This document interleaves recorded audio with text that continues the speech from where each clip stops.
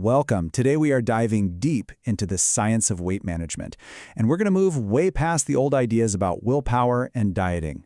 We're going to uncover this incredible, complex conversation that's always happening between our bodies and our brains, the one that really dictates what we eat and, yeah, ultimately what we weigh. So right off the bat, let's tackle this key question. Why do we even use the term weight management instead of the much more common weight loss? I promise it's not just about semantics. It's about a really fundamental shift in how we approach this whole thing. And that brings us perfectly to our first section. See, the goal here isn't about deprivation. It's not about losing something that deep down you might want to find again. Nope, it's all about gaining control and making conscious, empowered choices for yourself. The psychology behind this is just fascinating. Think about it. The phrase weight loss automatically implies something is missing, a restriction. But weight management, well, that puts you in the driver's seat. It's a really powerful shift from a negative mindset of what you can't have to a positive one of what you choose to do. Okay, let's get into the biology. Your body has this incredibly complex messaging system. It's like a nonstop hormonal conversation between your gut and your brain that decides when you feel hungry and when you feel full. Understanding this conversation is absolutely key.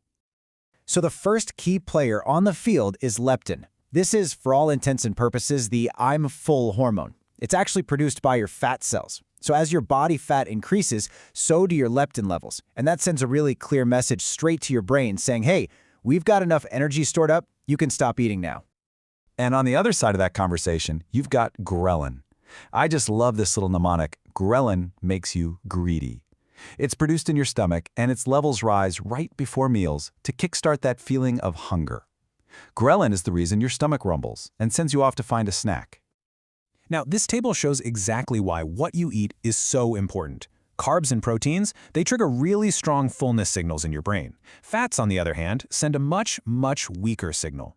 And from an evolutionary standpoint, this makes total sense. High-calorie fat used to be incredibly scarce, so our bodies never really evolved a strong off switch for it. That's a big reason why it's so easy to overeat fatty foods today. Your brain just doesn't get that stop message nearly as quickly.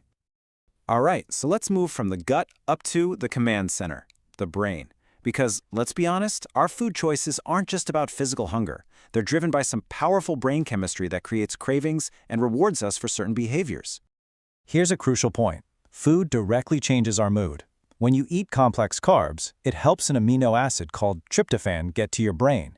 And once it's there, it gets converted into serotonin. You know, the famous feel-good chemical that helps you feel calm, happy, and, importantly, in control of your appetite. Then there's the other side of the coin, the brain's hedonic appetite system, which is driven by dopamine. Eating for pure pleasure, you know, chocolate, chips, all the good stuff, gives us a big dopamine hit. The catch? Over time, our brains adapt, and we need more and more of that food just to get the same pleasurable feeling. That's why this quote says it's a bit like chasing the dragon. It's a cycle that can be a really powerful driver of overeating. And get this brain chemistry has a wild social component. A huge study found that a person's chance of becoming obese skyrockets by 57% if a close friend becomes obese. This strongly suggests that our eating behaviors are, in a very real way, contagious. And just to really hammer home how important the brain is, here's a fun fact. Your brain, which is only about 2% of your body weight, uses up to a quarter of all the calories you eat. So yeah, doing a tough math problem or learning a new language literally burns calories. So let's move on to the psychological dimension, which for many of us is the biggest hurdle of all. There's this constant battle going on inside our minds when it comes to food choices, and a fantastic way to understand it is with the metaphor of an elephant and its rider. So picture this. Your emotional brain is like a giant, powerful elephant. It's impulsive, it's driven by immediate gratification, and when it sees a donut, it wants to run straight forward it. Your rational brain?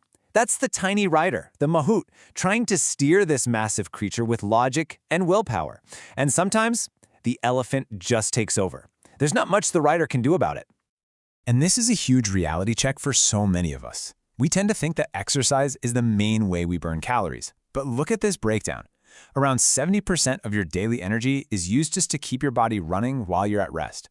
Only a small fraction, about 20%, is used for physical activity, which is why it's so much easier to just not eat a candy bar than to try and burn it off later. So how can we help that rider gain a little more control over the elephant? Well, this slide has 10 simple, science-backed tips to do just that. Some of these you've probably heard, like using smaller plates or taller, thinner glasses to trick your brain, but others are less obvious. For instance, just putting food away when you're not eating removes the visual cue. And get this, putting a mirror in your kitchen has actually been shown to make us more mindful of our choices. A really powerful one is thinking about the feeling of regret before you indulge. These are all just small psychological nudges that can make a huge difference. Now, this is a critical psychological trap we all need to be aware of. It's called moral licensing. It's that little voice in your head that says, hey, I was so good and had a salad for lunch, so I totally deserve this piece of cake. Labeling foods as good or bad sets up this dangerous bargain, and it can lead to a vicious cycle of reward and guilt.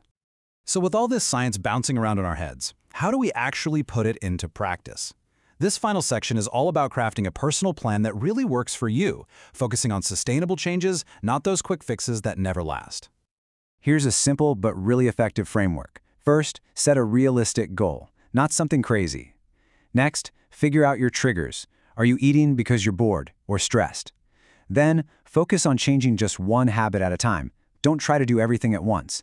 And finally, visualize success. Actually mentally rehearse making healthier choices in those tough situations. And this is probably the most important takeaway of all. The goal is not perfection. We just aren't wired for it. Real success in weight management is all about progress. A genuine breakthrough can be something as simple as choosing to eat one less biscuit than you normally would. You have to celebrate those small wins. So, I want to leave you with this final thought to chew on. What if successful weight management isn't about fighting yourself or labeling parts of you as bad? What if it starts with just accepting that you have an inner elephant that absolutely loves donuts and then working with that knowledge to make conscious, empowered choices?